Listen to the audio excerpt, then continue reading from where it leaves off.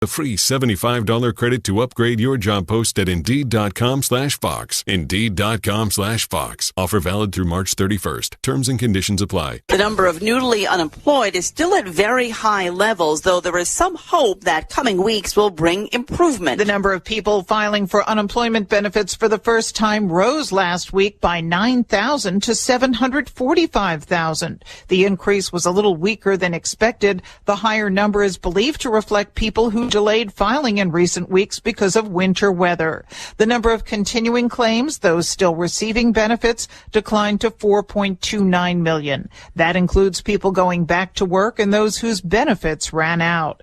Economists see the overall outlook improving as virus cases decline and vaccines are more widely distributed.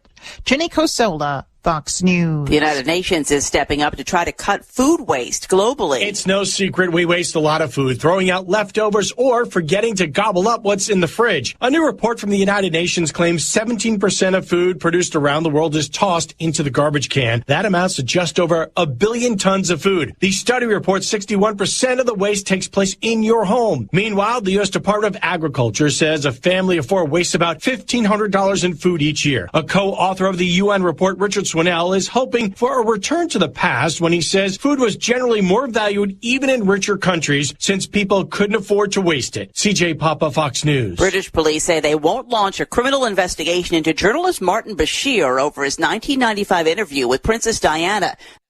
Join liberty-minded voluntarists, anarchists, and libertarians from June 28th through July 4th for Forkfest 2021 at Rogers Campground in the beautiful White Mountains of New Hampshire. Forkfest happens the week after the Porcupine Freedom Festival, and Forkfest is decentralized, which means no one is in charge. That also means there's no ticket cost. Just reserve your camping, RV site, or motel room with Rogers Campground for June 28th through July 4th. Where better to celebrate Independence Day than around other freedom-loving activists in the Shire? You can relax and enjoy the camaraderie of like-minded people, or you can create whatever experience or event you'd like others to have. If you're planning an event for Forkfest, be sure to let others know in advance. You can connect with fellow Forkfesters via the unofficial Telegram chat or the Forkfest forum. Links to those are on the unofficial website, forkfest.party. Mark your calendar for June 28th through July 4th, 2021. We'll see you at forkfest.party. It's the video sensation that's taking the internet by storm. A web series on YouTube passed the 100 views mark this week. Titled Andrew and John, the wildly popular webisodes feature roommates Andrew Vanier and John Haney playing fictionalized versions of themselves in unusual situations, mostly set in and around their Chicago apartment. Dude, did you get my tart? What's a tart? Oh, you just texted me a fart. Their latest short, titled Laundry Day, reached the unprecedented 100-view milestone this week after a heavy promotional push in which the duo posted the skits to their Facebook pages. The hit video features the roommates wearing unconventional outfits while scrounging up enough change to do laundry in their basement. Other popular episodes include Foreign Landlord, featuring John's friend Brett from work, and a video where Andrew suspects John might be a zombie. Our videos consistently get over 50 views now, but Laundry Day, that's the first one that's really taken off. Yeah, everyone I know has seen it. It's completely viral. This is the Onion News Network.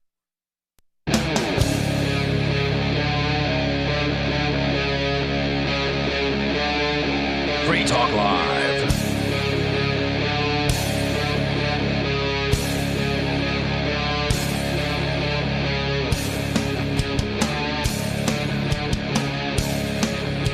It is Free Talk Live. The number, if you want to reach us here, you can bring up anything that is on your mind. Our number is 603-283-6160. 603-283-6160. Here in the studio tonight, you've got Ian. Nobody. And Bonnie. And, of course, you can take control of the airwaves. But a lot of people, at least around me, have been talking about this Dr. Seuss cancellation controversy. Nobody, have you heard about this? Yes, yeah. Yeah, they do not like him in a car. They don't like him. They do not like him from afar. Yeah. Yeah. It's, just when you thought the whole cancel culture thing had gone about as far as it could have gone, they've gone after Dr. Seuss. And, this is an author who a lot of people grew up with. I mean, who hasn't in the last 3 generations or whatever read Dr. Seuss books. Yeah. I mean, they were around when you were growing up, right? Yeah. Yeah. Yeah, and the funny thing is, the only thing that that strikes me about Dr. Seuss and racism is the star-bellied Sneetch. I remember that, but I don't remember anything about it. It was just Sneetches were some kind of critter, and there were two kinds of them that didn't like each other because one of them had a star on their belly and the other one didn't. Okay. And it was just kind of a allegory for the stupidity of racism. Right, so teaching against racism. Yeah, exactly. That was the first thing I thought of, too. The star-bellied Sneetches? I was like, they couldn't be canceling that, but you already read off the air the titles of the books, and they're not canceling that specific book. Okay, so what is happening, according to the Wall Street Journal in an article published yesterday, it looks like, 6 of Dr. Seuss's books will no longer be published after a recent review concluded they contained offensive images. The company in charge of the late author's works said. Now, did Seuss do his own artwork, or did they hire artists to come in and do it? I don't know a lot about I don't know. So, was he actually doing the drawings, or was it somebody else doing it? Anyway, the decision won't affect Seuss's best-known works, which publisher Random House Books for Young Readers and several booksellers Tuesday said would remain available to customers. The review of the 6 books at issue was conducted last year by Dr. Seuss Enterprises, LP, which oversees Dr. Seuss's publishing interests and ancillary areas. Well, Dr. Seuss is dead and has been dead for a few decades now, I think. Mm-hmm. So they aren't overseeing his publishing interests. They are whatever group of people that they are that has inherited the rights to publish those books. Dr. Seuss's publishing interests clearly were to publish the books in question because he had them published at the time he was alive. Mm-hmm. So, I mean, you don't have to extract too much here. We're not going out on a limb here to say that Dr. Seuss wanted these books published because he did. And now they're going against that and they're saying, oh, well, we found something that somebody might find offensive, so therefore we're just going to stop publishing these things. It was kind of interesting that his widow died in 2018, too. I didn't know that. I wonder if she had somehow held off this kind of an attack. Maybe she knew this was, I don't know enough about, who she was. May well be. Whatever. She was the executor, and then these are the people who took over after she died. The company decided they were going to stop publishing. The decision won't affect his best-known works. The review of the 6 books was conducted last year, and they are the following. And to think I saw it on Mulberry Street. That's one of the books. If I Ran the Zoo. I feel like I've heard of that one. McGilligut's Pool. Don't know that one. On Beyond Zebra, Scrambled Eggs Super, and The Cat's Quizzer. Dr. Seuss Enterprises said in a statement that it acted because the books portray people in ways that are hurtful and wrong. Random House Books for Young Readers, an imprint of Penguin Random House, the primary publisher of Dr. Seuss's children's books, said it stopped publishing the 6 books in question last year at the Enterprise's behest. The titles weren't top sellers, said the publisher. The decision was made public Tuesday because it was the birthday of the late author, whose name was Theodore Seuss Geisel. A spokeswoman for Dr. Seuss Enterprises said in an email, quote, Dr. Seuss Enterprises spent time listening to our audience, teachers, and experts before coming to this decision. She said the announcement comes at a fraught moment for the publishing community, which finds itself caught in political and cultural crosshairs. Last week, Republican senators sent a letter to Amazon's Jeff Bezos asking why Amazon had removed a book about transgender issues that had been on sale on the platform for about 3 years. Amazon didn't have a comment on the letter, said it reserved the right not to sell certain titles based on its content guidance for books. I'm not sure what that has to do with this. Random House Books for Young Readers said it would continue to publish the best-known Seuss works, such as Cat in the Hat, Green Eggs and Ham, and How the Grinch Stole Christmas. The San Diego-based Dr. Seuss Enterprises was founded in 1993 by Audrey Geisel, the widow of Dr. Seuss, and that's the woman that just passed away a couple of years ago. The company said its mission is to keep the late author's legacy alive through partnerships that include films, TV shows, stage productions, and merchandise. He died in 1991, so yeah, it's been 30 years since he passed away. Several booksellers Tuesday said they have no plans to remove any Dr. Seuss titles for sale, so that's good. Cass Moskowitz, the assistant manager at Books of Wonder in New York City, said we have several shelves of Dr. Seuss books and have no plans to remove them. If the depictions aren't great, sometimes things have to be retired for a reason. We learn and grow as a society, said the chief operating officer of R.J. Julia Booksellers, a bookstore based in Madison, Connecticut. And they said further, quote, we understand the issues out there, but we will have the books in stock. We have no plans to drop any of the titles. By the way, some of these books are selling for hundreds, if not over $1,000 at this point. So they may be fairly rare. Now they may be in higher demand than ever. Interestingly, yesterday, my roommate came down and showed me. I had not heard about this controversy until he came and showed me the top books that were selling on Amazon yesterday, and I haven't checked them for today, were all Dr. Seuss. So the news had gotten out about this cancellation of Dr. Seuss, and people went to show tremendous support and bought. I mean, as you scrolled down the list of books that were the top sellers for the last 24 hours on Amazon, it was Dr. Seuss, Dr. Seuss, Dr. Seuss, almost exclusively. Wow. Which is amazing. I mean, this is a person who touched so many people's lives. For people to even spend time, parsing over these what are relatively unknown books of his in order to find things that they're offended by, so they can then complain about it. Yeah, I saw amazing. One of the images they were complaining about, and it was it was kind of a stereotypical image of a Chinese guy. And the thing that struck me as a strange juxtaposition is, at the same time this is going on, there's a jurisdiction that is shutting down its gifted students program because there are too many white people and too many Asians in it. Yeah, they decided that there were too many of the people in its gifted program. So therefore, no one white gets a and gifted Asian, so nobody gets a gifted program. Wow. And I was thinking, it's kind of funny that in the name of political correctness, they're actually taking action against Asian people out of racism, and at the same time complaining about a dated image. It's a strange. Political correctness is a strange monster. It's gone absolutely insane, and this seems like scraping the bottom of the barrel, but it can get worse. I don't know how it's going to get worse, but inevitably, I'm sure it will.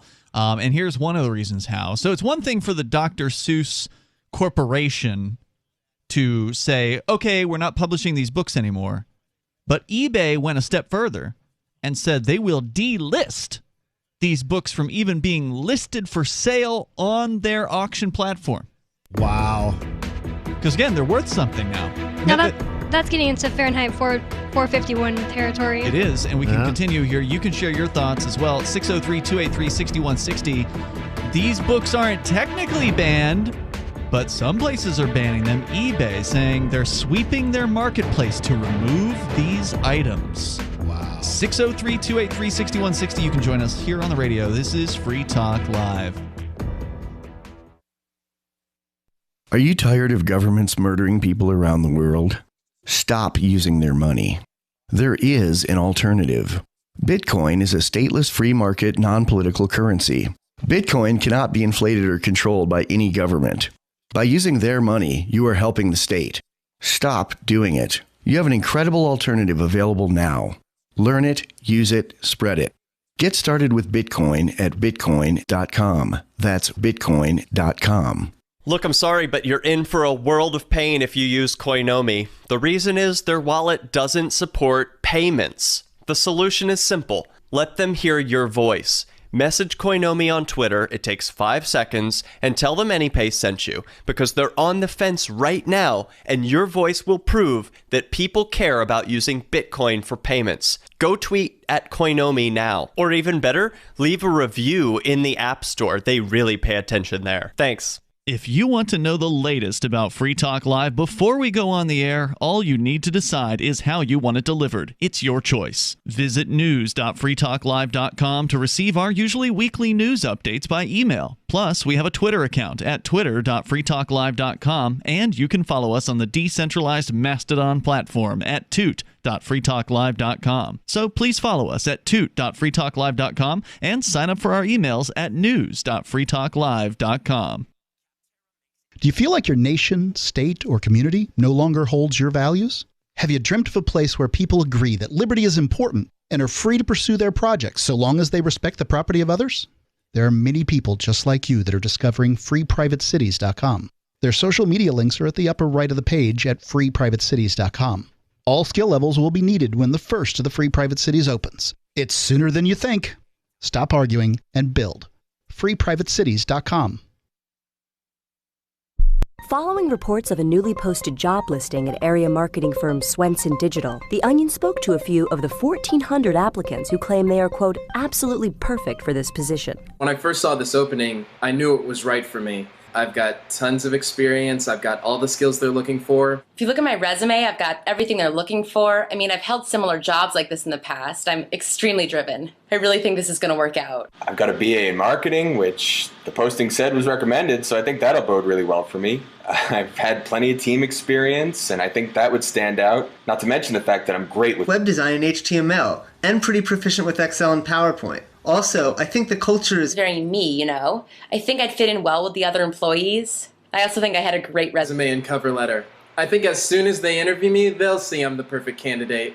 As of this video's release, Swenson Digital had extended a job offer to an applicant who happens to be a friend of the boss's son. This is the Onion News Network. The LRN.FM social media channels have been revamped. We've eliminated Facebook and focused on other platforms like Twitter and Mastodon, the decentralized alternative to Twitter. On our accounts, you'll find posts from multiple LRN.FM show hosts together in one place. Follow us on Twitter at twitter.lrn.fm, or better yet, move to the decentralized Mastodon social media platform at toot.lrn.fm, toot.lrn.fm. I think you'll like it. Cell 411 is a free app for Android and iOS that replaces government-controlled 911. Cell 411 allows you to preset a group of friends or private organizations to show up at any emergency. Cell 411 is a nightmare for the state because it proves their so-called services aren't needed. Cell 411 has had thousands of installs, and of course it's covered by the BIPCOT no government license. Cell 411 because your friends won't shoot you when you're in trouble. Without the government, who would build the emergency services? You and Cell 411. Get it today at getcell411.com. You can stick it to the man and big tech. Join our FTL Social Mastodon at social.freetalklive.com.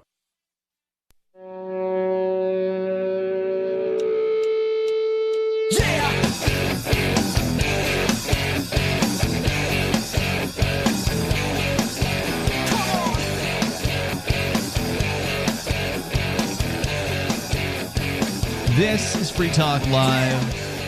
You can bring up what you want here. The number is 603-283-6160. Your comments on the now cancellation of Dr. Seuss, or partial cancellation, but isn't a partial cancellation, just almost as bad?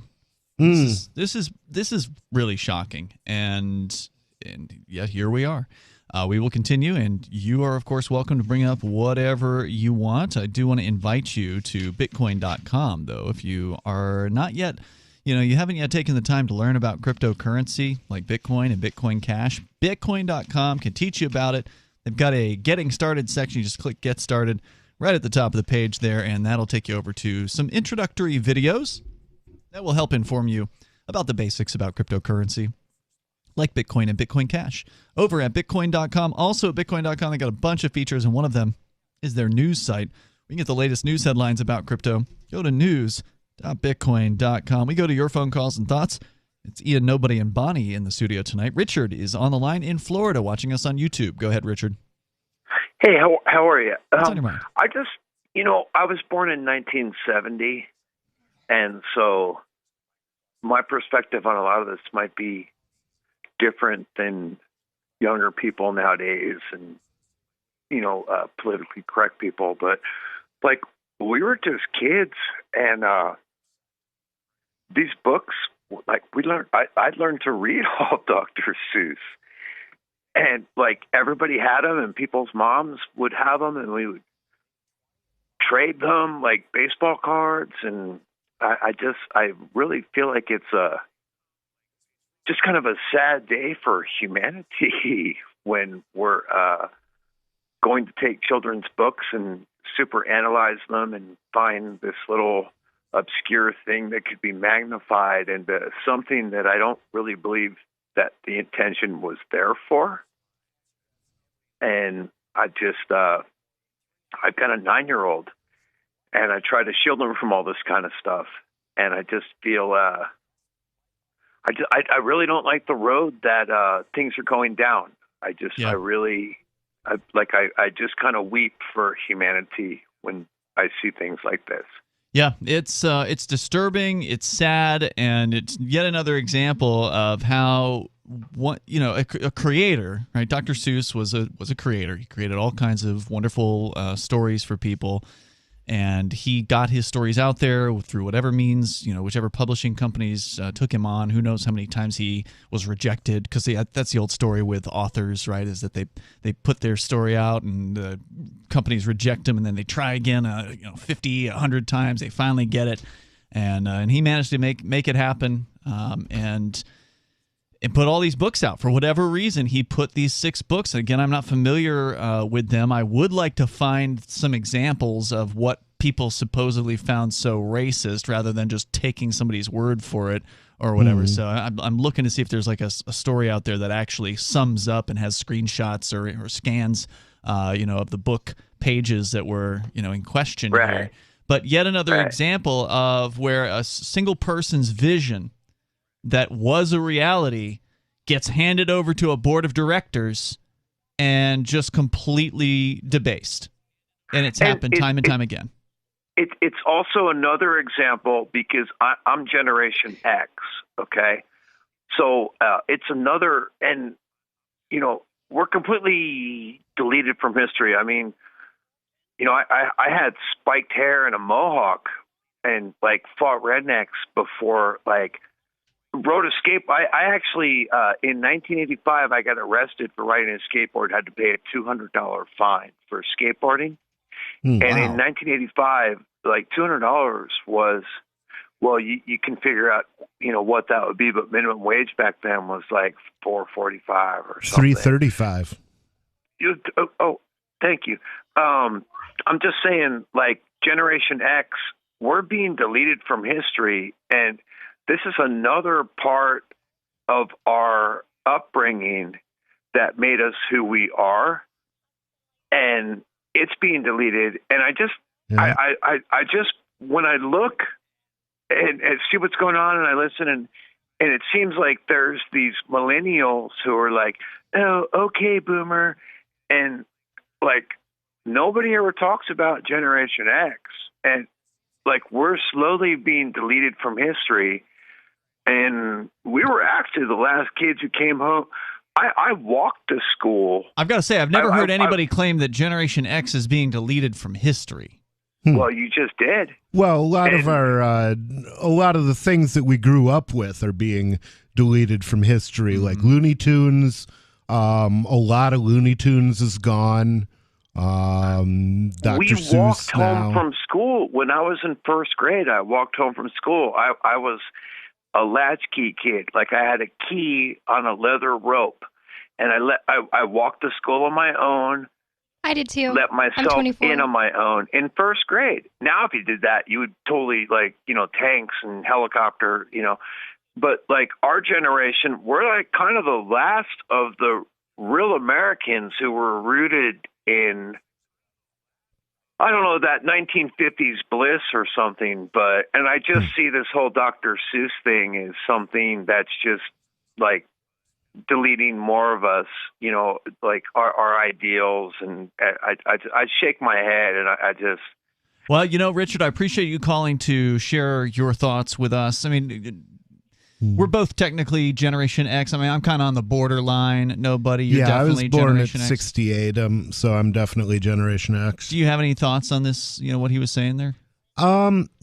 it's not so much us that's being deleted as our influences. Mm-hmm. It's like the couple generations before us, but yeah, it's sad to see that go.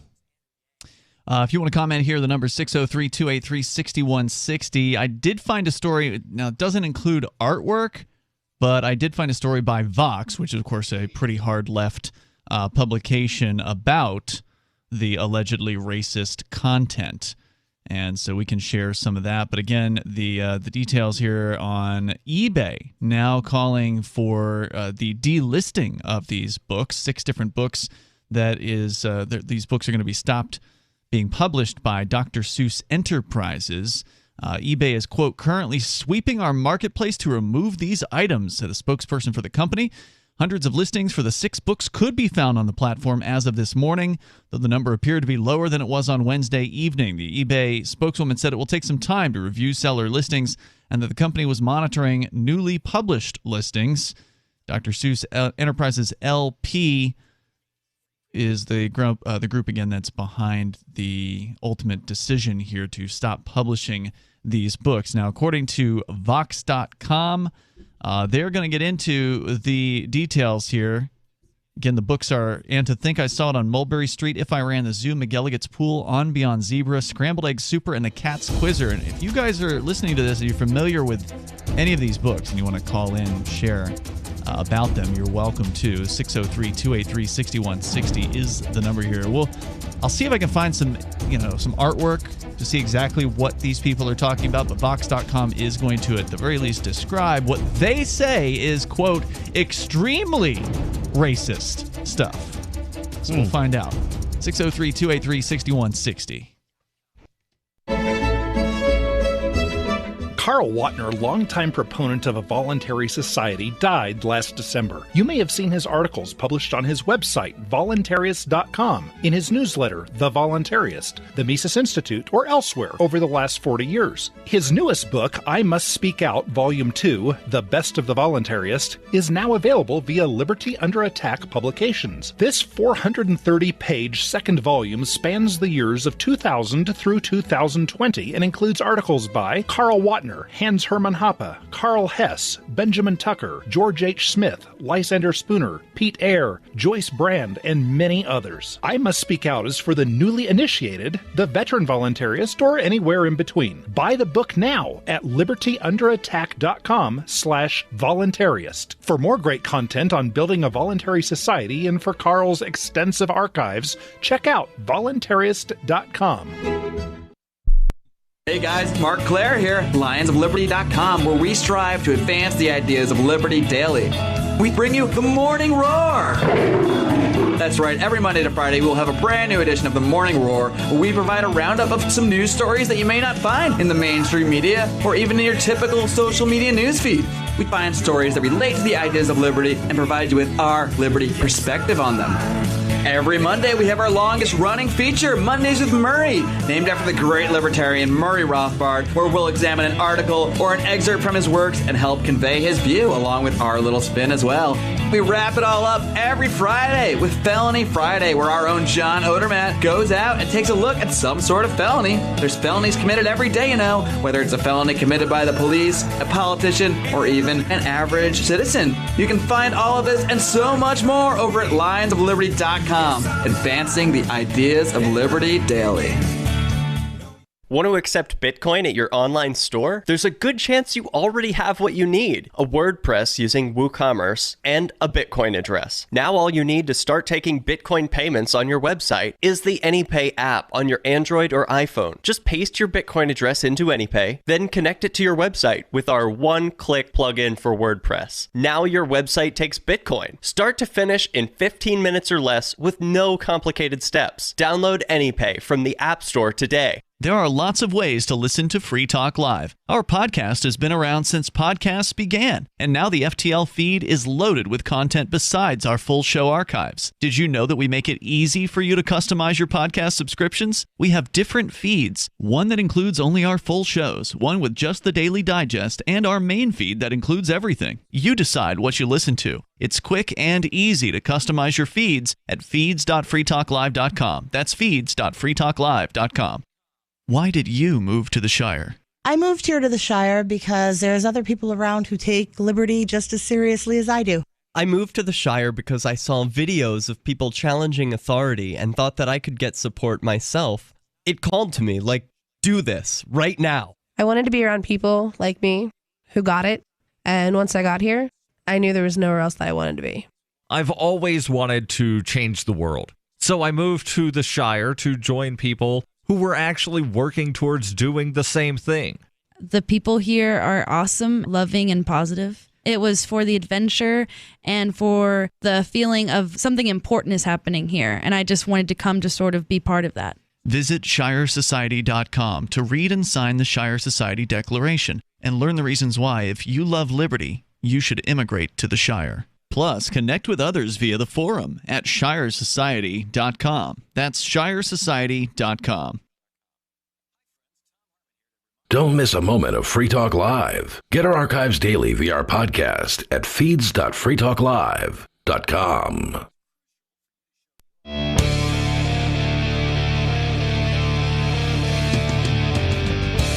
This is Free Talk Live, and you may dial in if you want to join us at 603-283-6160. That's 603-283-6160. I want to say thank you to Jake Leonard, who's a Free Talk Live Gold Amplifier. Jake is contributing $10 a month to the AMP program. That's what Gold level is. Now, we only ask 5, so Jake's doing twice the amount, so definitely appreciate that. Thank you, Jake, for supporting AMP. amp.freetalklive.com is how you can go and do that. You can sign up with a credit card, debit card, PayPal. You can use Bitcoin, BTC over at ampamp.freetalklive.com. You get access to some perks, some benefits that other people don't have access to, like the AMP and supporters-only chat room on our chat server, our Matrix chat server, which we'll tell you more about that later. But go to amp.freetalklive.com. You can get signed up there. We're talking about the targeting of Dr. Seuss by the enterprise that his wife founded, and she subsequently has passed away a few years ago. But Dr. Seuss Enterprises, the corporation that exists to protect and promote Dr. Seuss, is now saying they're going to stop publishing 6 of his works. And that actually has resulted in, well, some bookstores saying they're going to keep selling them when they can get their hands on them. And then others, like eBay, actually sweeping through its site, deleting listings of these books. That's what's going on. And so, of course, I found myself wondering, all right, well, just how racist are these images, supposedly? What are we talking about here? And Vox.com does have a piece that's got somewhat of a rundown, so we'll share that with you on the way here. By the way, tonight you've got Ian. Nobody. And Bonnie. Let's go to your calls and thoughts first, though. Matthew is on the line in Connecticut, watching us on our YouTube feed. Go ahead, Matthew. Yes, Ian, Nobody, and Bonnie, I'm so glad to finally have closure. This has been like a spiritual last few days because I've been a racist person with hatred in my heart my entire life, and I always wondered, why? Why am I like this? But the truth was, I wasn't only read the more popular Dr. Seuss books when I was just a young child. I was read the worst 6 of his books over and over and over again. And now I know. Now I know why I am like I am. Thanks for the call, Matthew. Appreciate it. Bit of tongue-in-cheek there. I mean, I don't know how many people have read these books. They seem relatively unknown. None of you guys have heard of these, right?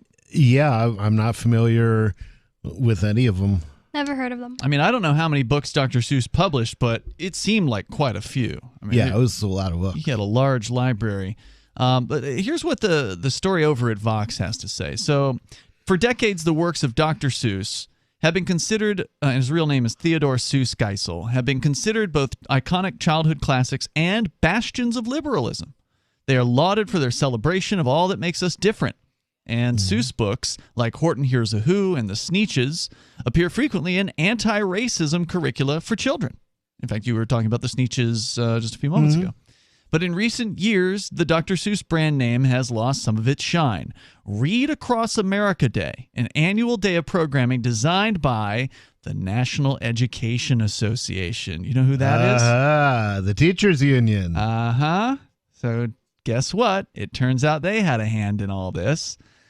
So this Read Across America Day, designed by the Teachers Union, the NEA, to get kids excited to read, is traditionally held on or around March 2nd, which is Geisel's birthday.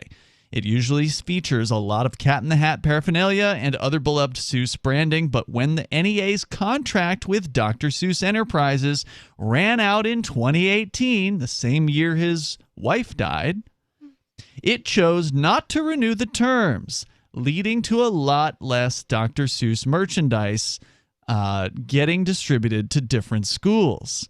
And this year, the NEA has pivoted away from Dr. Seuss entirely. Instead, it's using Read Across America Day to spotlight children's books by authors of color.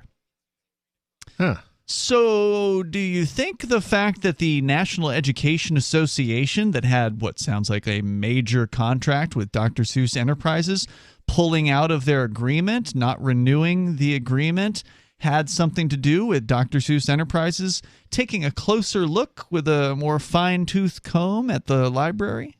Well, it could be. It's also, I wonder if there was some kind of a quid pro quo at work where it was like, well, you know, we're not really crazy about these books, and so if you take these ones out of your catalog, maybe we'll take another look at Dr. Seuss next year, or the year after that. We might, right? Come back and take another look. I think the weirdest part about this is that there's some kind of an organization put together that decides what books children read. Like, why don't you mean the National decide? Education Association? Why don't schools decide by themselves, like, hey, what kind of books do you guys want to read, kids? It's weird that there's like 3 children's authors. Because schools aren't independent, right? Schools are all part of the government, except for, certain private schools. But, the National Education Association is the union of teachers at all the government schools. Now, I don't know what the rules are per school or per county, per school board. There may be different rules as far as,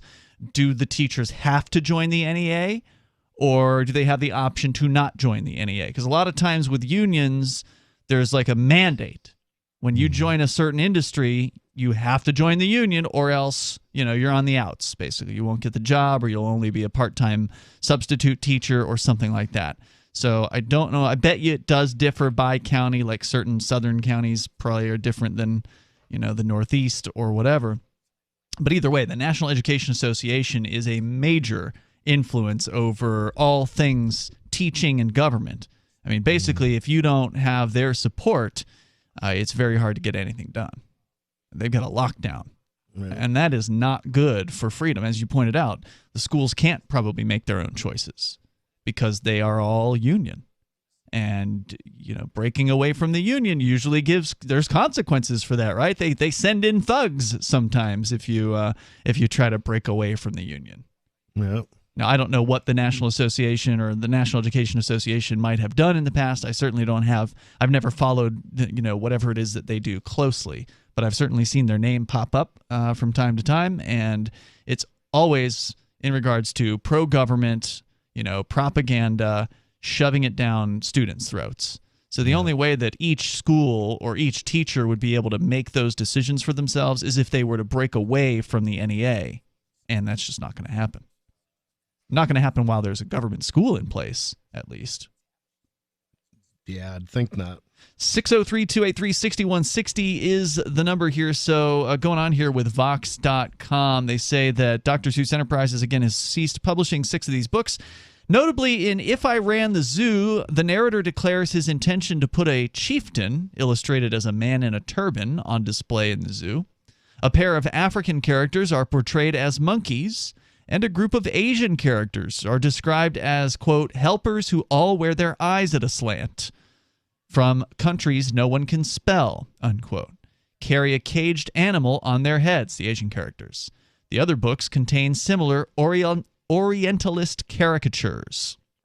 Other questionable imagery runs throughout Seuss's work, including some of his most beloved classics. And outside of his children's books, in his career as a political cartoonist and advertiser, Seuss frequently drew racist caricatures and used racial slurs in his captions.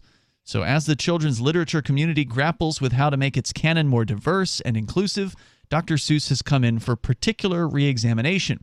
These books have become a case study of sorts for what to do with brand name authors as the social context surrounding their work shifts. Or more specifically, what do you do with a set of adored classics that explicitly promotes values like tolerance and love for everyone, but are also seeded through with racist ideas? So is it racism to, have Orientalist caricatures? To me, that all sounded racist. Or is that just stereotyping? Is that racist? You said African characters as monkeys. That's racist. That's probably racist. That definitely sounds racist. I don't know. I'd like to see the images. Me too. In particular. And they don't include them in this story. 603-283-6160. If you've got links to those images, we'd love to see them. Pop them in our chat room. There's more coming up. It's Free Talk Live. I'm grateful to have heard from some of our satellite listeners recently. I appreciate knowing that people are out there who like what we do and are willing to support it financially. LRN.FM's free-to-air satellite feeds blanket most of 2 continents. It was my goal to put our channel there so people without internet could receive our programs and feed pirate radio stations. We started a fundraiser on Patreon a few years ago to back the satellite channels. I recently announced that I was considering canceling the feeds, and donations increased from 15 to 20% of our costs, which are around $1,000 per month. That's a good start, and to incentivize more contributions, the Shire Free Church will be matching every dollar. Can we reach $500 per month? With your help, we can. You can join our satellite fundraiser for just $2 a month at fund.lrn.fm. If we raise enough to keep both of the channels on the air, awesome. If we raise more, I'll add more channels. If not, we can shut them down and go internet only. It's up to you. Thank you for your support. fund.lrn.fm. My name is Jacob Hornberger. I'm president of the Future of Freedom Foundation, which Congressman Ron Paul awarded for having an outstanding freedom website. Write us at fff@fff.org, and we'll send you a free 3-month subscription to our monthly journal of libertarian essays and our booklet, Economic Liberty in the Constitution, which George Mason University economics professor Walter Williams praised in a recent column. That's fff@fff.org. What if you want to hear the latest episode of Free Talk Live, but all you have is your phone, you forgot to download our archive, and you have no data connection? You can call our Listen line at 641-793-0191. That's a long-distance number, so you may incur charges. If not, listen as long as you want. 641-793-0191. The Free Talk Live Listen line, 641-793-0191. So the protection of life, liberty, and property is what the Free State Project is all about. But it's an effort to move 20,000 people who understand. It's about demonstrating to the entire country that, yeah, we can have a free market, a truly free market. Making it just a freer, great place to live.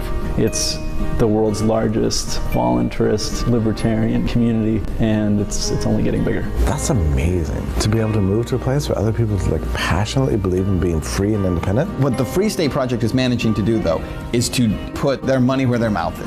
Physically getting up across the country and saying, let's go someplace and let's demonstrate the power of these ideas. There's a lot of kind of philosophy that surrounds liberty. There's a lot of thinking about it and talking about it. But here in New Hampshire, people are doing it. 101 Reasons Liberty Lives in New Hampshire, a documentary by Free State Project Early Movers. Watch it free at 101reasonsfilm.com. 101reasonsfilm.com. Tired of cancel culture? Sick of mega tech corporations holding an axe over your head? Join the LRN.FM Matrix chat server. It's self-hosted, so no one else can tell us what to do or say. Don't like the existing channels? You can make your own. You can even connect into some of our channels from other Matrix servers. It's federated. For the full LRN.FM Matrix experience, though, you should join our server via the step-by-step instructions at chat.lrn.fm. chat.lrn.fm. Bitcoin.com has launched a trading platform at local.bitcoin.com, allowing you to buy or sell Bitcoin Cash via dozens of payment methods like PayPal, Venmo, bank deposit, remittances, or meeting in person with cash. There are no ID requirements to sign up for and use the site, and all communications between buyers and sellers are encrypted. Finally, a global trading platform that respects your privacy. Visit local.bitcoin.com to get started trading Bitcoin Cash. local.bitcoin.com. We're still not sure why you'd want to watch, but our video feed is streaming nightly for free at cam.freetalklive.com.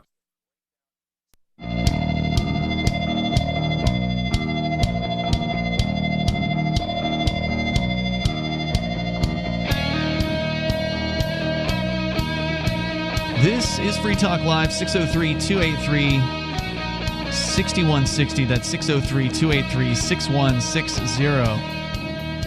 So we're doing some comparison here in the studio because we did find an article. Found thequint.com, which actually has examples, at the very least, from the If I Ran the Zoo book. Now, I have not yet... I have not found the other... Okay, here's one from... And to think I saw it on Mulberry Street. So we'll get into it a little bit further here because there's what Vox.com describes here as extremely racist stuff. And now there's some interesting allegations about him drawing advertisements for companies, and we'll get into that coming up here in a moment. Some of this may not be able to be defended, but just focusing on the books that were banned, one of them, If I Ran the Zoo, that's the one that I think I've actually heard of.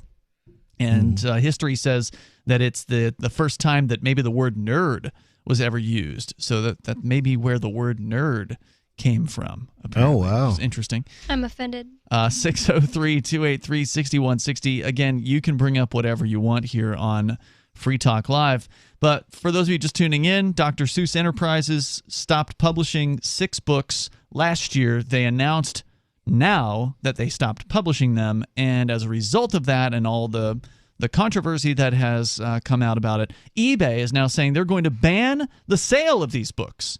Now, other bookstores are saying they're going to keep them on the shelves, and some of these books are now being bid up to hundreds, if not over $1,000. At least that's what I've heard. I've not seen the auctions myself.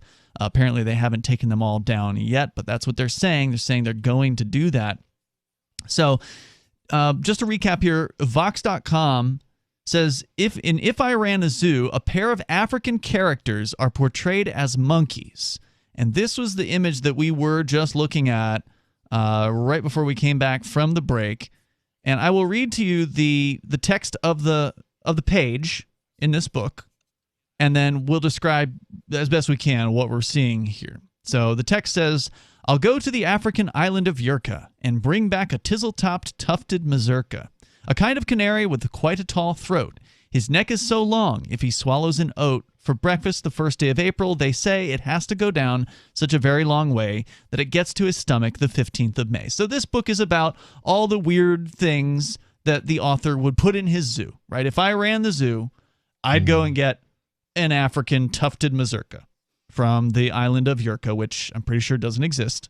That's, a fantasy island.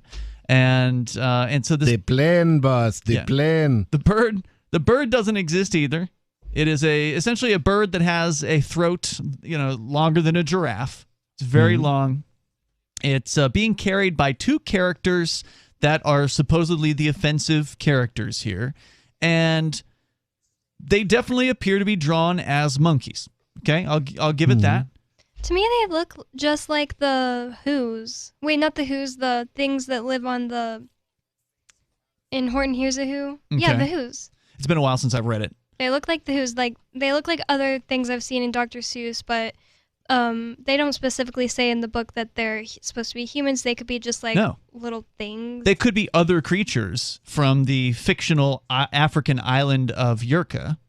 Now, I could see why some people who are looking to be offended could find this offensive if they presume, number one, that these are actually human beings, when, of course, are there other human beings that actually appear in this book? I don't know. I don't have all of the frames. I guess there is one in another supposedly offensive page where they refer to a man in the Middle East as a chieftain. I guess there's an actual human being, but he's drawn more human-like in this particular case. He looks, he's got a turban on. He's riding on the back of a camel. And there are other humans here. So we've got the Asian men. So there's another photograph with Asian men who are supposedly offensive, carrying a beast on their heads. And I've got the text here of that. I'll hunt in the mountains of Zombamatant with helpers who all wear their eyes at a slant and capture a fine fluffy bird called the bustard who only eats custard with sauce made of mustard, and also a very fine beast called the flustered who only eats mustard with a sauce made of custard. So he's trying to rhyme, and he used eyes at a slant to rhyme with Zombamatant. And it's true that Asians have, different looking eyes. I mean, I don't see why this is racist. To be honest, I think it's okay. I have probably like the most unpopular opinion. I don't care if Dr. Seuss gets canceled. I don't care if nobody ever reads Dr. Seuss again, even if somebody read it when they were a little kid. Who cares? I don't really care about traditions. I read it when I was a little kid, and I really don't care if nobody ever reads it again. I think that there shouldn't be a corporation or whatever deciding what anyone reads in school. I also don't think anyone should go to public schools. Sure. I also don't think that if the market wants to sell Dr. Seuss books, that I don't think eBay is doing anything really wrong, but I also think they're being kind of dumb for not letting people sell it. Well, yeah, they're not doing anything wrong in that it's their business. They can certainly decide to not sell a thing, but it is stupid of eBay to do that because, I mean, who cares if these books are being sold? These books are collector's items, especially now that they're being, depublished. But let's say that there was no public schools. What a wonderful world that would be. Kids just decided like they didn't want to read these books because they were offensive. What's wrong with that? Like little Asian kids not wanting to read them. Who cares? Nothing. Like there's nothing wrong with that. But is this really offensive? It might offend. Actually, like I know somebody it would offend. Well, of course, there's going to be somebody out there who would be offended by this. I mean, just about anything you can find, somebody's going to be offended. Yeah. Why are you offended that people are canceling Dr. Seuss? Because, well, Dr. Seuss, I don't think, at least in the case of his children's books, I don't see this as as racist. At least for what I've seen so far here. Now, I understand why people are saying what they're saying about the two allegedly African characters, but it's not clear that these are supposed to be humans in this particular. Yeah, I mean, they may well be monkeys that look like monkeys, in which case they're just monkeys. That makes sense. Yeah. Now their hair's done up kind of funny. So to describe it better, the hair of the monkey-looking characters is tied upwards. It's sort of on top of their heads and maybe like a African villager way or something like that. I mean, it's just unusual. They're just strange-looking characters in what is ultimately a very strange book. I mean, Dr. Seuss had some weird characters, right? They had a weird art style.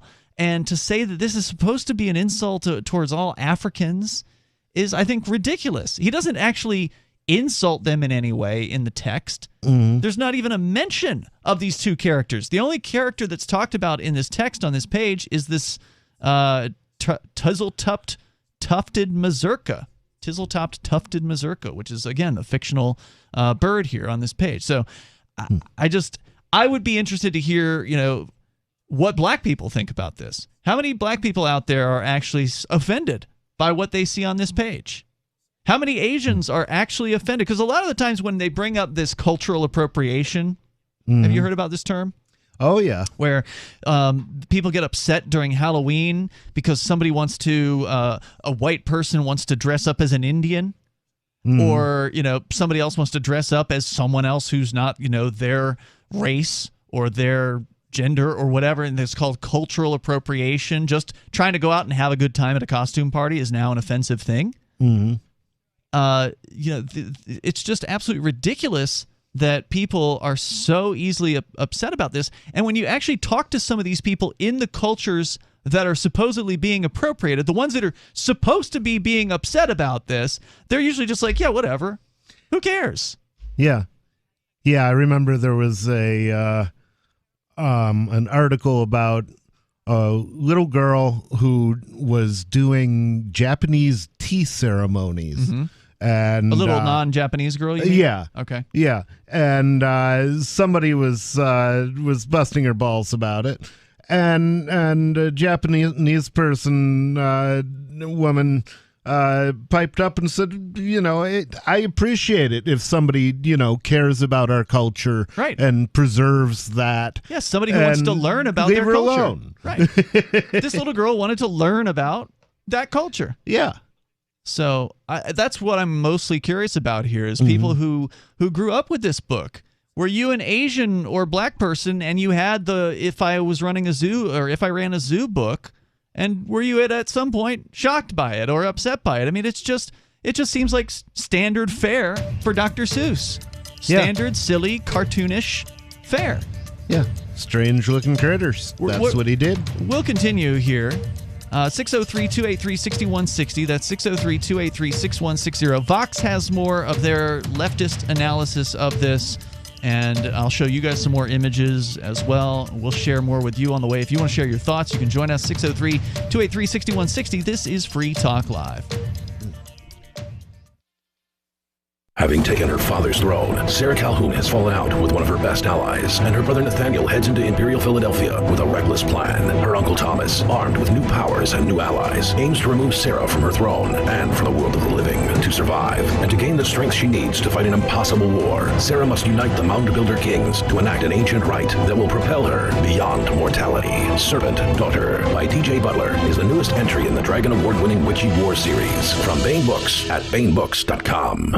Are you tired of governments murdering people around the world? Stop using their money. There is an alternative. Bitcoin is a stateless, free market, non-political currency. Bitcoin cannot be inflated or controlled by any government. By using their money, you are helping the state. Stop doing it.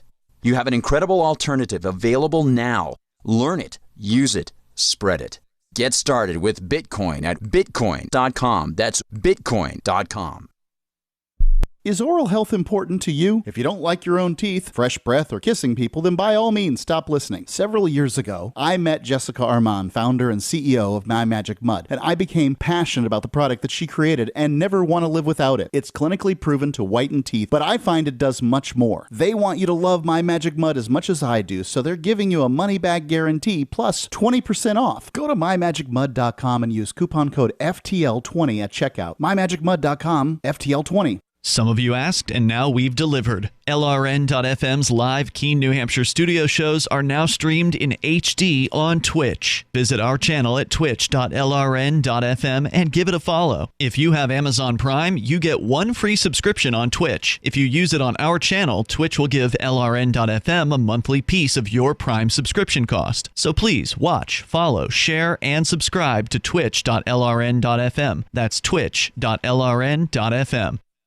You're listening to the live edition of Free Talk Live. Hour number 2 is next after the news here on the Liberty Radio Network at LRN.FM. Keeping the Capitol secure. I'm Lisa Lacera, Fox News. After the deadly riot at the Capitol in January, a new request to beef up protections. Fox News has exclusively obtained a draft copy of the U.S. Capitol security recommendations made by retired Lieutenant General Russell Honore. Among the 33 pages of recommendations is to establish a full-time quick reaction force at the U.S. Capitol that will cost up to $130 million per year. The report lists 3 options for deploying U.S. troops. Use existing federal law enforcement entities, put them under the command of the D.C. National Guard, or use military police from Guard elements across the U.S. on rotations of 3 to 6 months, or reestablishing a military police battalion who live in or near the city year-round, perpetually on active duty. Fox's Jennifer Griffin of the Pentagon, a 13-year veteran of the Dallas police force charged with 2 counts of capital murder. Ryan Reiser was taken into custody this morning after a man told authorities he kidnapped and killed 2 people at the officer's instruction in 2017. Police Chief Eddie Garcia defended the department as a whole. The actions that have been investigated in no way reflect the actions of the men and women who proudly wear this uniform and it certainly does not reflect on the heroic, professional, and dedicated sacrifices that I have witnessed since arriving. He said Reiser is on administrative leave and the process to fire him will be expedited. Garcia says the Homicide Division and the FBI continue to investigate the killings, which he said are not connected. It'll be a long night for the Senate as clerks are now reading aloud the 628-page coronavirus relief package. Vice President Harris broke the tie earlier so that debate could begin, but Wisconsin Republican Senator Ron Johnson objected to a routine request to waive the reading of the bill. America is listening to Fox News.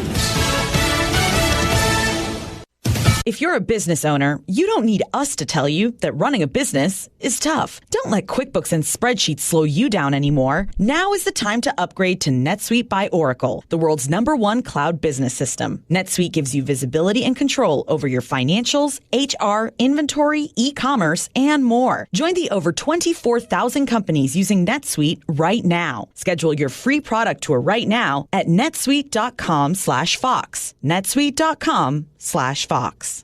The United Nations condemns what it calls a vicious crackdown in Burma as more people are killed protesting a military coup. The UN's Human Rights Office says at least 54 people have been killed and 1,700 detained as security forces in Burma, also known as Myanmar, step up a crackdown on protests. Myanmar's military must stop murdering and jailing protesters. UN spokesperson Ravina Shamdasani calls the crackdown vicious. She urged Burmese officials to help hold military leaders accountable. This is the moment to turn the tables towards justice and to end the military stranglehold over democracy in Myanmar. Burma's army seized power last month. The US has imposed sanctions.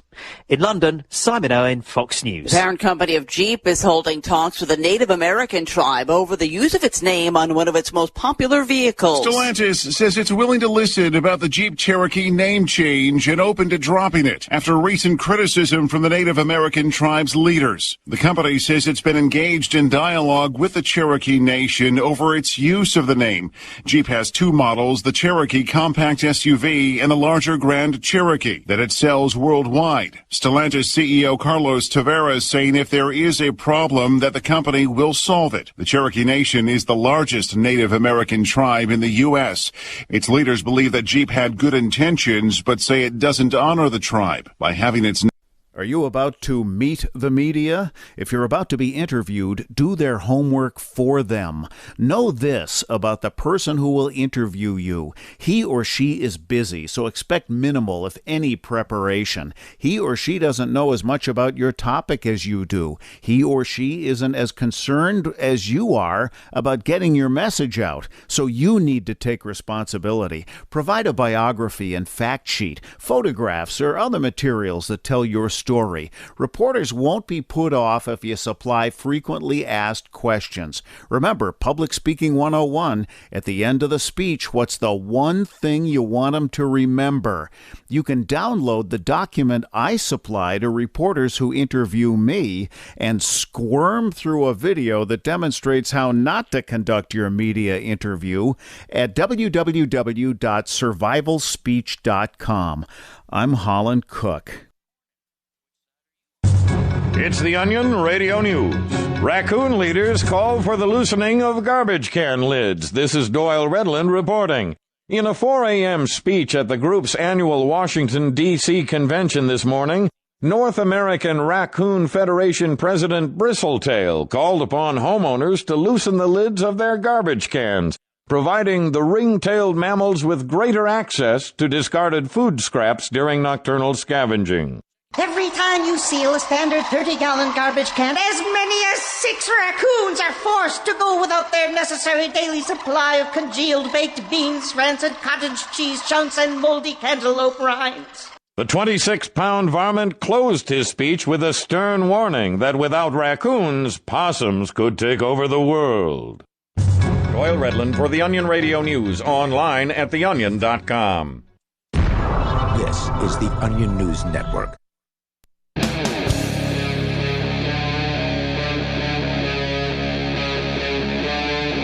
Free Talk Live. It's Free Talk Live. We're kicking off the second hour of the program. We do have phone lines for you if you want to join us. The number is 603-283-6160. That's 603-283-6160. And joining you here in the studio tonight, you've got me, Ian. Nobody. And Bonnie. We've been talking about Dr. Seuss. Surprisingly, the author who is now 30 years gone to the world, he died in 1991, is now on the front page and in the headlines big time as he's being canceled, or at least 6 of his books are being canceled by his own publishing group, Dr. Seuss Enterprises, that his wife set up after he died to supposedly keep his mission alive. Well, now that his wife has died, they apparently are feeling safe to go ahead and stop publishing several of his books. And we've been, of course, you can't just take the media at face value and believe what they're saying about these books. I want to see for myself, what are these supposedly offensive images that are contained within these books that are ostensibly being called racist out there. And we've been taking a look at it thanks to thequint.com for actually bothering to include some of the allegedly offensive images. And so far, I can't speak for both of you guys, but I am not impressed with what these people are saying about these images so far. I remain unoffended. Yeah, I'm not offended. Now, I'm not black. I'm not, Asian. And supposedly those are 2 groups that were should be so offended, at least according to the National Education Association, the teachers union, who decided they were going to break up with Dr. Seuss Enterprises back in 2018. And so we were speculating that maybe Dr. Seuss Enterprises is trying to curry favor with the National Education Association to try to rekindle their relationship, which of course resulted in a lot of business for Dr. Seuss Enterprises. Although it seems like they just didn't want to continue using his work because he's white. That could be. I mean, they said they were going to go with only authors of color, is what I recall their quote being. That is what the story here says at Vox.com. He obviously was an author of colorlessness. Though he was Jewish, apparently. Oh, they're anti-Semites. The NEA is a bunch of anti-Semites. So we're going to continue here. Let's go to Clamoring. She's calling in. And I've got another image or 2 for us to take a look at here as well and talk about on the air with you. But Clamoring, you're on Free Talk Live, calling from New Hampshire. Hey there. So, I've only just picked up on this story in the last day or 2, like everybody else. Yeah. But I think that there's probably some racist stuff going on, but I think that it's important to consider what is historically appropriate. What was appropriate when those books were written isn't necessarily appropriate today, or maybe not appropriate, but certainly seen in a different light. So, you can say the same thing about Disney. Like, where's the outrage about Disney and what Disney was doing? There have been some 40 years ago. There has been some outrage about certain Disney cartoons. I don't remember offhand what they were, but that were made around World War II times. I wish I could give you examples. I'm not a huge fan. The Peter Pan, Native Americans. I think that was the thing. I don't recall. What were they? But nobody's boycotting Disney. No, that's true. And I don't know if anyone's boycotting Seuss per se. I mean, he's not been banned completely, but eBay is going to remove these books, the non-published books now from their category or from their site. And as a private company, please correct me if I'm wrong, that's kind of within their rights to do that. Sure, and it's within my rights to say it's stupid. And that I'm in agreement with you. Yeah. And to say it's a shame that they won't allow. I mean, this is not the same thing as selling Nazi, propaganda, right? Like I can understand that line, right? If eBay was like, okay, you can't sell your Hitler whatever little tchotchkes or whatever on eBay. I could understand them banning that or banning Nazi flags or whatever, but to ban a children's book by a beloved children's author for honestly artistic design choices that don't really seem racist to me at all. I mean, it's not even clear that these monkey characters are supposed to be humans. I don't think that they were racist at the time, is what I'm saying, and they might be considered so today.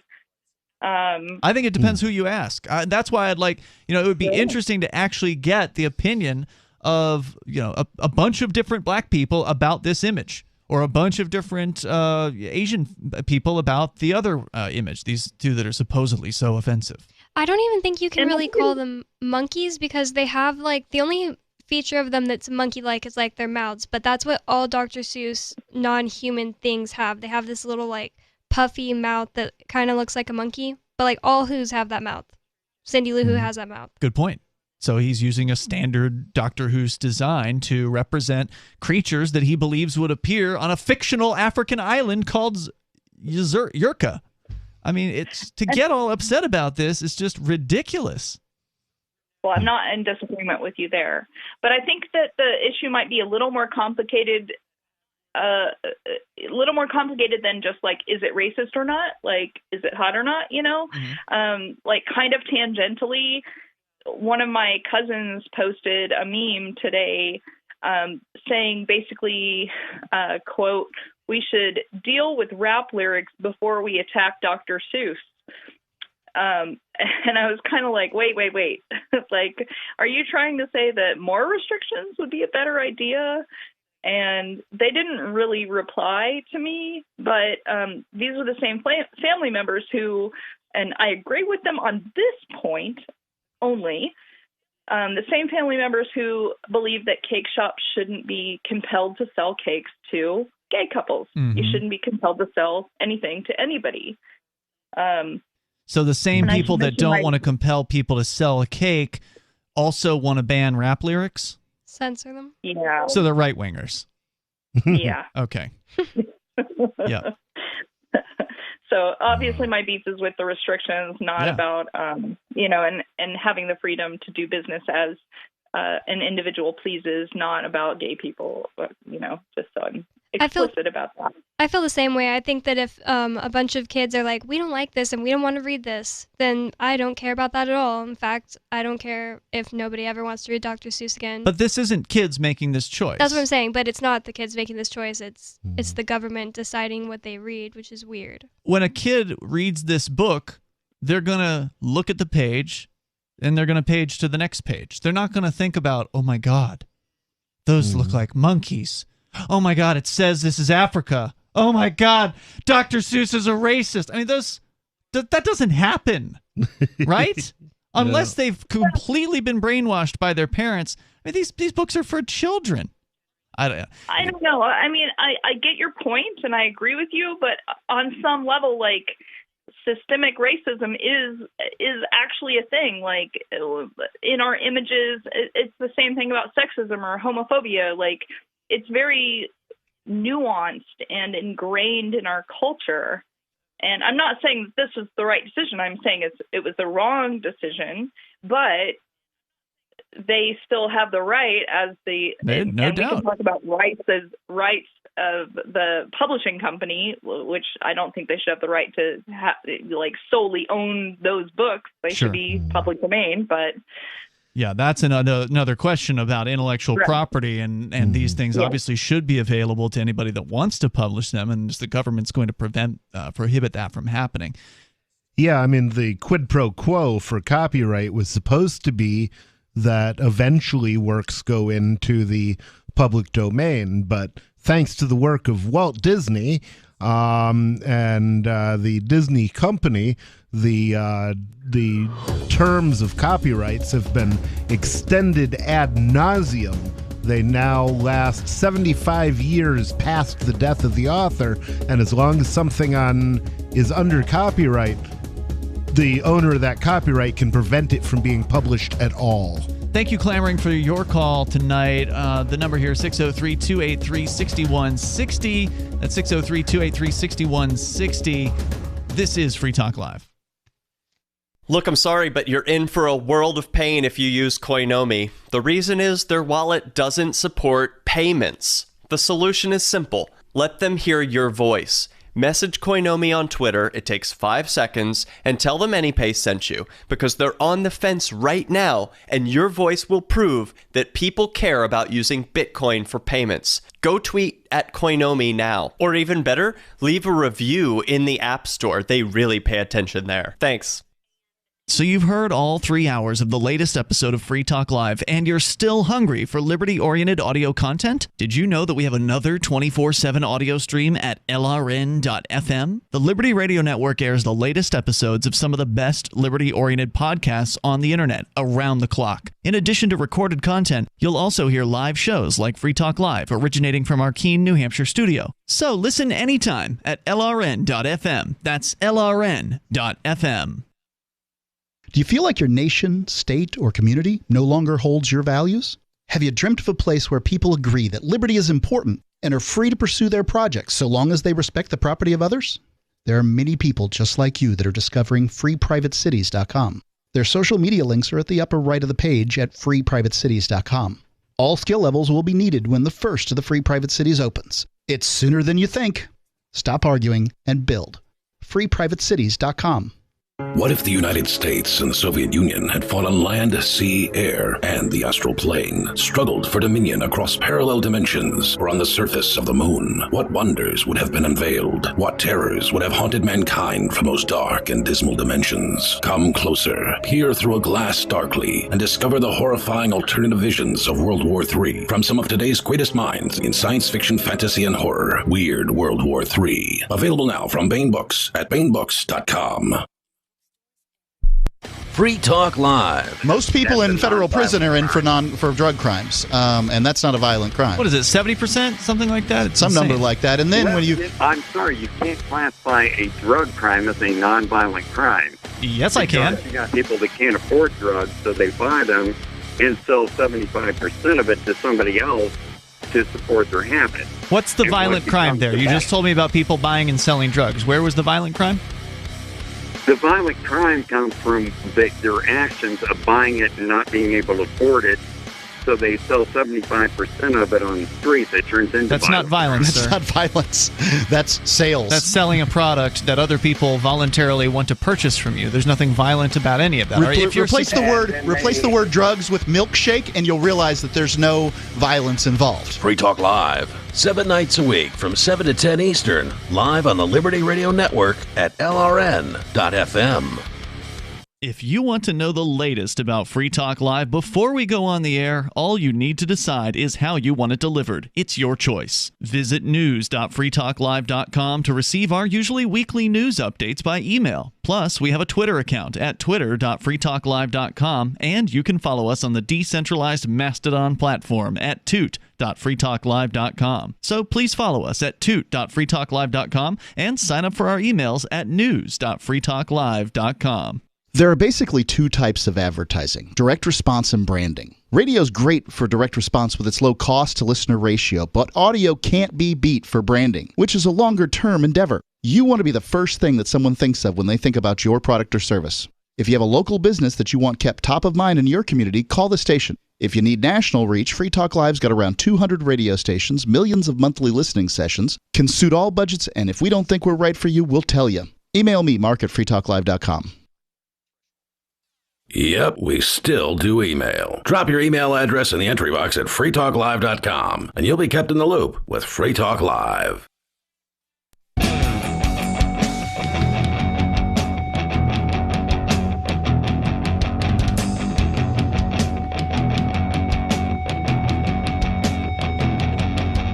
This is Free Talk Live, and the number if you want to join us, 603-283-6160.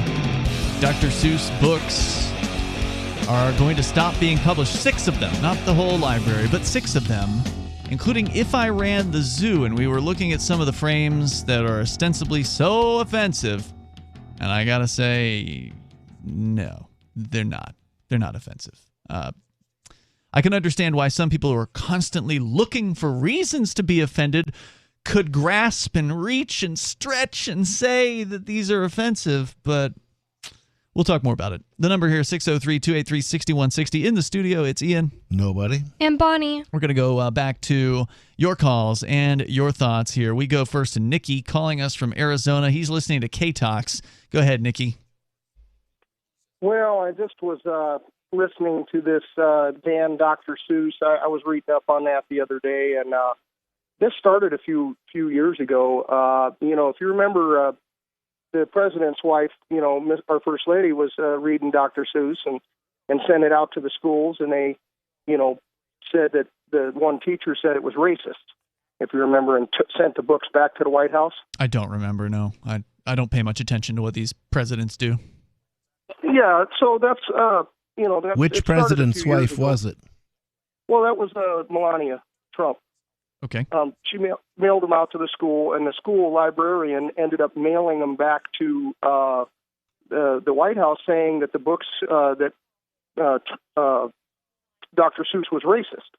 And then they put up pictures of her, of course, the librarian, in a Dr. Seuss outfit reading to the kids that she had done the year before. So, of course, hypocrites. Mm-hmm. But someone mentioned systemic racism. And I think that term's thrown around a lot. But, systemic racism refers to the law. It refers to, Jim Crow laws and things like that. Right. We don't have a lot of laws that are systemic racist left in the United States, if we have any. Yeah, the only ones I can think of are the extraordinary penalties for crack cocaine that Joe Biden pushed through. Right. Mm-hmm. Well, and those and there again, it wasn't about race, of course, even though that might have been the motivation. The law itself was about drugs. It targeted them for sure. And Kamala Harris helped put them in jail, of course, so proud of herself for that. Well, and there may be a lot of racist cops out there, and that might qualify as systemic racism, but certainly some images in a Dr. Seuss book, I don't think do. Well, I think that the systemic racism goes on, even though there was Jim Crow laws and they don't, exist anymore, they still did affect the fact that there's now people who would have had money for generations that don't have money because of Jim Crow laws. Well, and there are definitely racists who are in the system, and they may not be public about their racism and are using the violence of government to do things to certain groups of people. I mean, there's no doubt that that stuff goes on. Well, of course. But, the term systemic racism is there's racism, there's prejudice, there's bias, there's all these things, but that's not the same as targeting someone because of skin color through the law, except for affirmative action, of course, and denying Asian people admission to college because they're Asian. They have to score higher on the test, which is, discrimination at the highest order.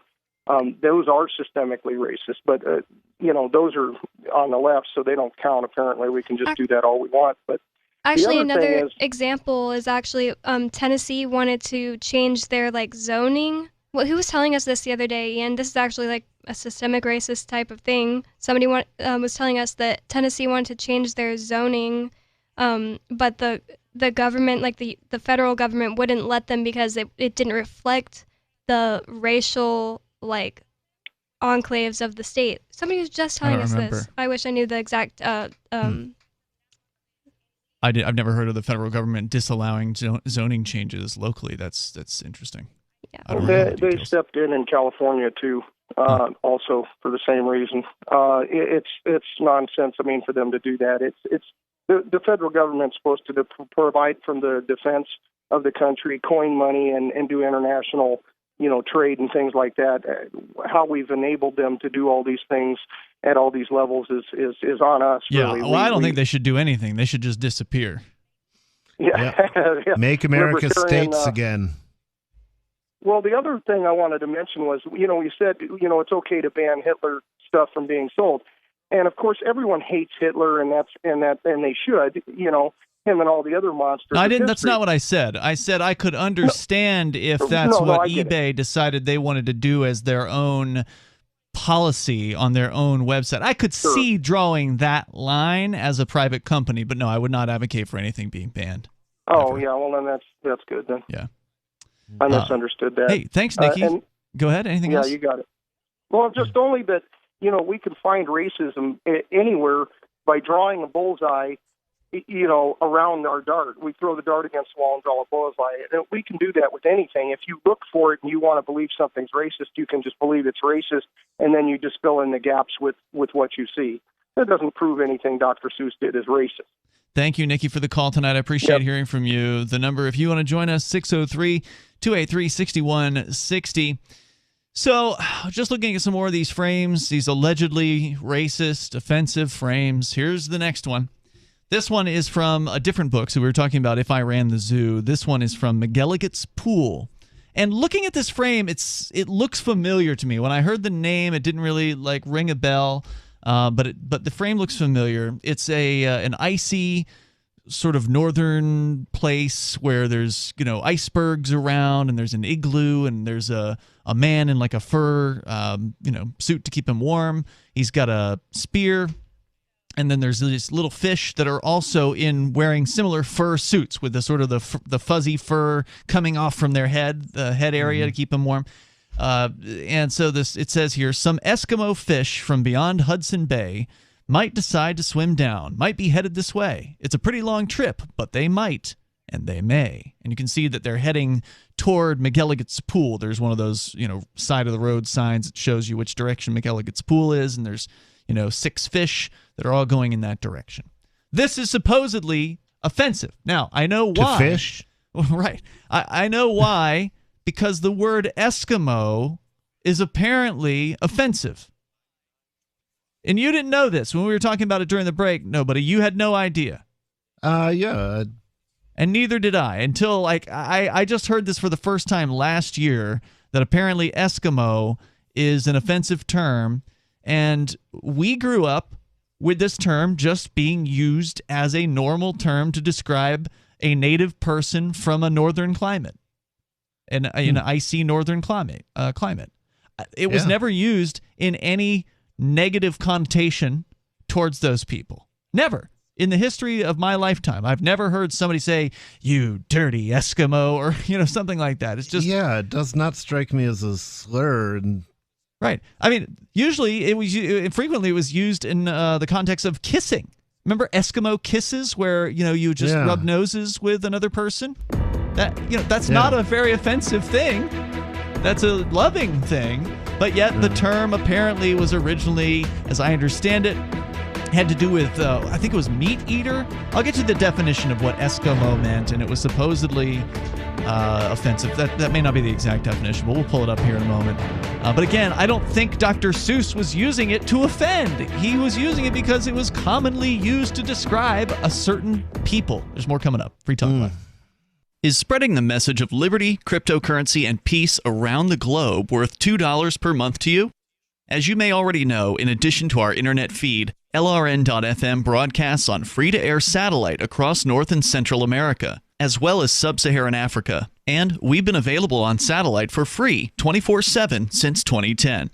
The LRN.FM free-to-air satellite signal is reaching some of the most oppressive regimes in the world, and there's no doubt our ideas are making an impact. You can learn more about the channel's impact by watching the 3-minute video at fund.lrn.fm. If you'd like to help free minds globally with our ideas of liberty, cryptocurrency, and peace, you can donate as little as $2 per month via fund.lrn.fm. You can help us continue and expand our satellite broadcast to multiple continents. Visit fund.lrn.fm today, and thank you for your help. Don't forget to share the link on social media. That's fund.lrn.fm. Hi, I'm Derek J. To me, an activist's calling is to actively work to advance a cause. The cause for which I work is personal freedom. I believe my life is best when I engage in voluntary interactions and self-government.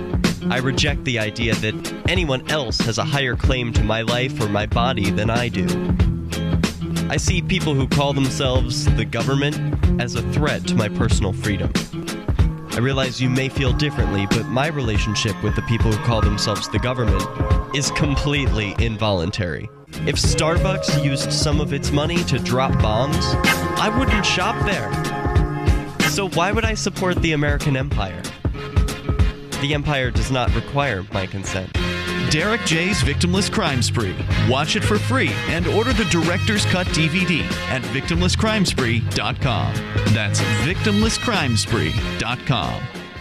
Looking for a great real estate investment? Consider New Hampshire, which is ground zero for the Liberty Movement. Your first call should be to Mark Worden from Porcupine Real Estate. He's more than just a real estate agent. He's your New Hampshire concierge. Where are the best places to live? Do you want farm, city, the burbs, or forest? Do you want a duplex or multifamily building so that renters pay your mortgage? There are homes in all price ranges in New Hampshire, and Mark can help with financing too. Invest in Liberty and property. Mark Worden can help. PorcupineRealEstate.com. The LRN.FM social media channels have been revamped. We've eliminated Facebook and focused on other platforms like Twitter and Mastodon, the decentralized alternative to Twitter. On our accounts, you'll find posts from multiple LRN.FM show hosts together in one place. Follow us on Twitter at twitter.lrn.fm, or better yet, move to the decentralized Mastodon social media platform at toot.lrn.fm, toot.lrn.fm. I think you'll like it. On Free Talk Live, we're bringing people to the ideas of liberty every day. From wrestling superstars like Glenn Jacobs. You guys really are having an impact, I believe. Like I said, a lot of where I am now is due to listening to Free Talk Live. You changed my mind on some very important issues years ago. To random people tuning in on the radio. I was kind of stuck in the left-right paradigm. I heard your show by chance on a Saturday night.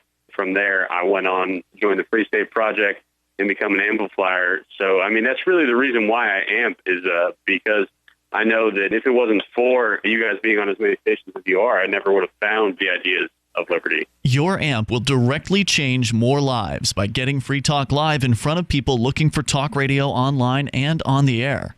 When you amp Free Talk Live, you get perks like access to the AMP-only Facebook group and AMP podcast. Visit amp.freetalklive.com. Got Telegram? You can follow our channel there and discuss show prep with other listeners at telegram.freetalklive.com.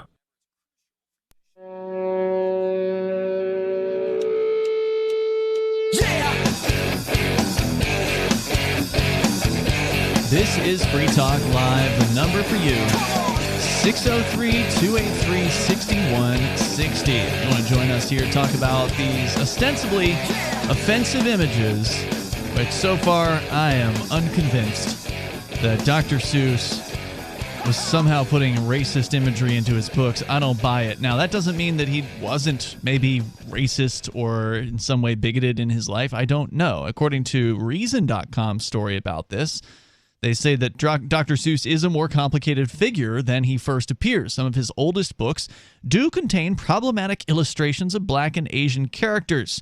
He harbored anti-Japanese sentiments during World War II and produced several cartoons. Well, I'm pretty sure so did the people who bombed them. Yeah. Produced several cartoons that can be seen as defending U.S. internment camps. But like many people, Dr. Seuss changed his views over time, and he also published cartoons that were clearly anti-racist.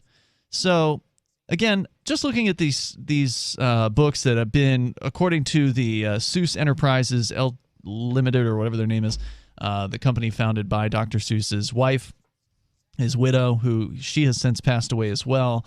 Now pulling 6 of his books, no longer publishing McGilligan's Pool, If I Ran the Zoo, and others. And we're looking at some of these images, and I got to say that there's some stereotyping here, like with the Asian men that are in a frame from If I Ran the Zoo. There's the page about the Zamba Matant Mountains, where with helpers who all wear their eyes at a slant and capture a fine, fluffy bird called the bustard.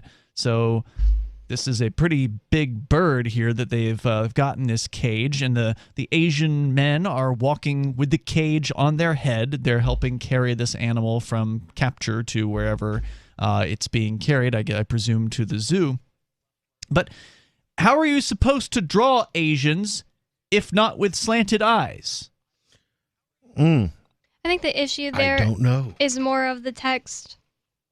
The text? Because if they just had slanted eyes, that would not be like an issue to anybody. To simply point out that Asians have slanted eyes? I'm not saying it's racist. I can see it being like something if I was Asian, I wouldn't really want, like, I would feel weird if I had to be in a class and I had to read this stupid book. Would you, though? Yeah.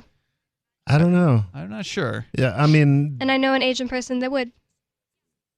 Well, the question is, are there Asian people who don't give a damn about, people talking about how they have slanted eyes? It's not talking down about somebody to describe what they look like.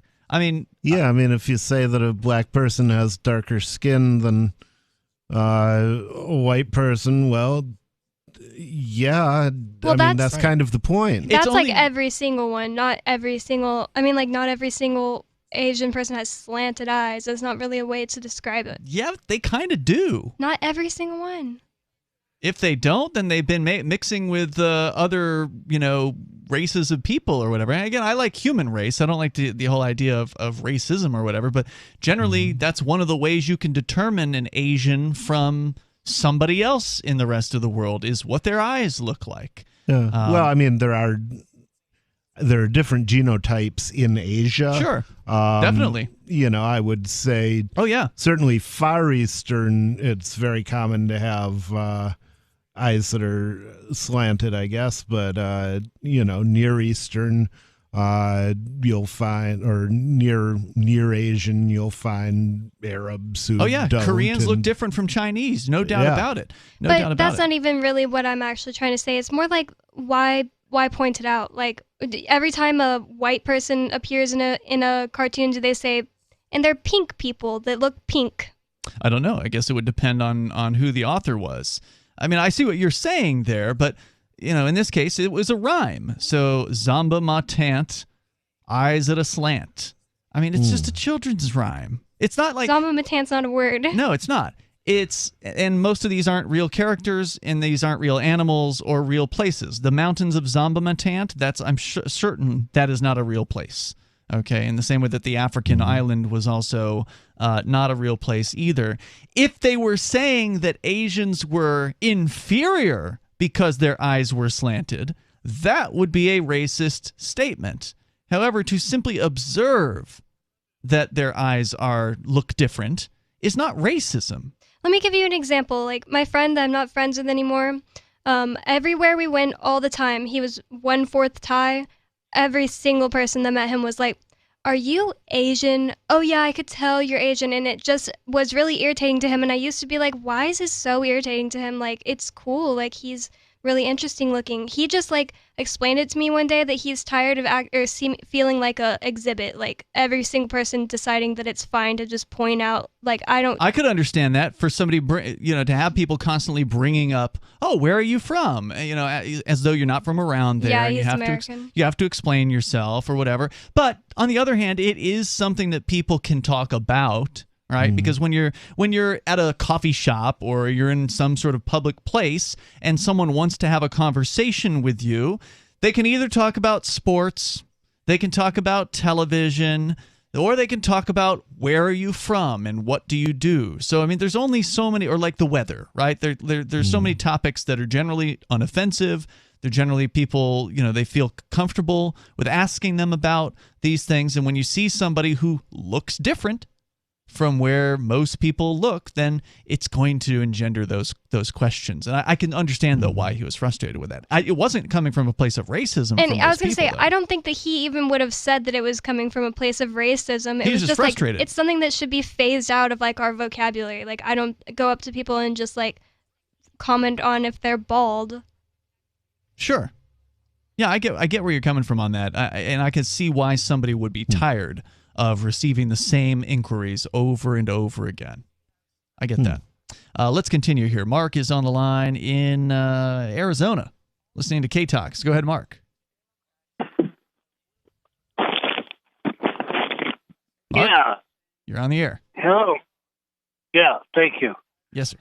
I was trying to find the name of someone in history who was tried and found guilty of not maintaining their oath to the Constitution. And they took office. They took an oath to uphold and defend the Constitution of the United States against enemies, foreign and domestic. And I can't find anyone. I tried to find it, but maybe you guys could help me out. It probably hasn't happened often. I mean, the government gang almost never goes after their own guys. And when they do go after their own guys, it's usually not for a violation of their oath. It's usually for, like, keeping their oath. Well, like Snowden. Well, there's that. Yeah, that's a good point. Yeah.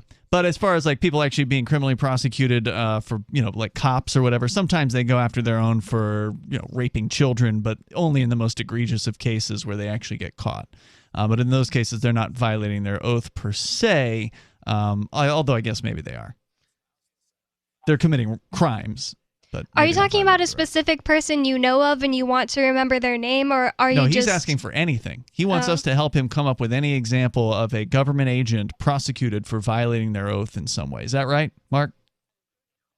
Yes, somebody, legislator or city council, whoever took an oath to uphold and defend the Constitution of the United States against enemies, foreign and domestic. Mm-hmm. And I can't find anybody who was prosecuted and held guilty or whatever. What would such a person be charged with?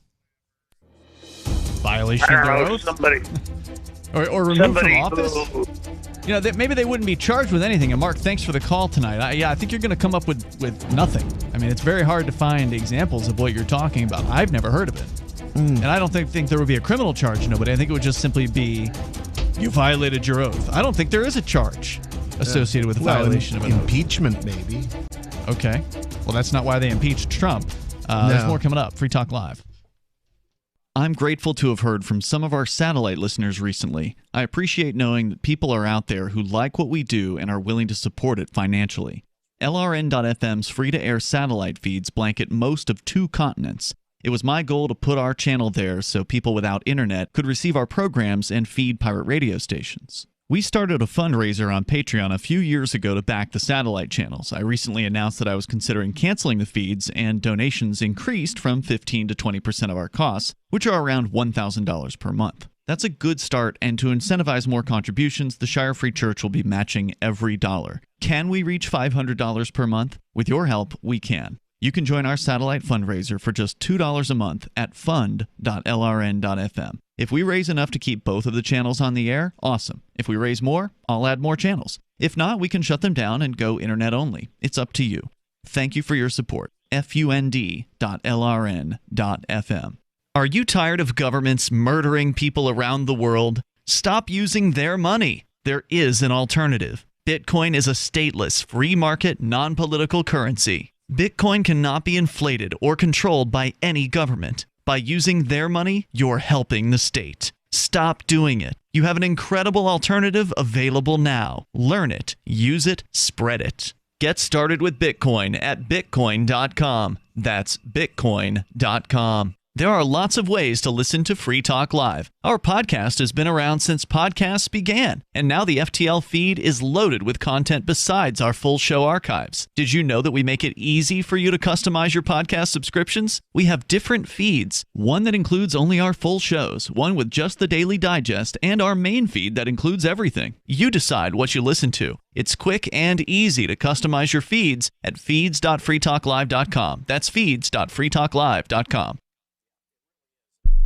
The Free State Project has reached its goal of 20,000 liberty lovers who've pledged to move to New Hampshire and get active to achieve liberty in our lifetime.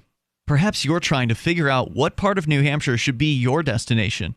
If so, consider Keene. You'll find more than 150 reasons to move to Keene at move.freekeene.com. Keene is famous for its historic, publicity-generating activism, as well as being the liberty media capital of the world. It's home to freekeene.com, New Hampshire's destination for liberty activism, news, and opinion. For years, we've been compiling over 150 reasons to move to Keene at move.freekeene.com, where you'll learn about some of what's happening here and what makes Keene a great place to live. If you love liberty, you'll probably enjoy anywhere you end up in the Shire. But do your due diligence first. Please visit move.freekeene.com for the full list of over 150 reasons to move to Keene. That's move.freekeene.com. What if you want to hear the latest episode of Free Talk Live, but all you have is your phone, you forgot to download our archive, and you have no data connection? You can call our Listen line at 641-793-0191.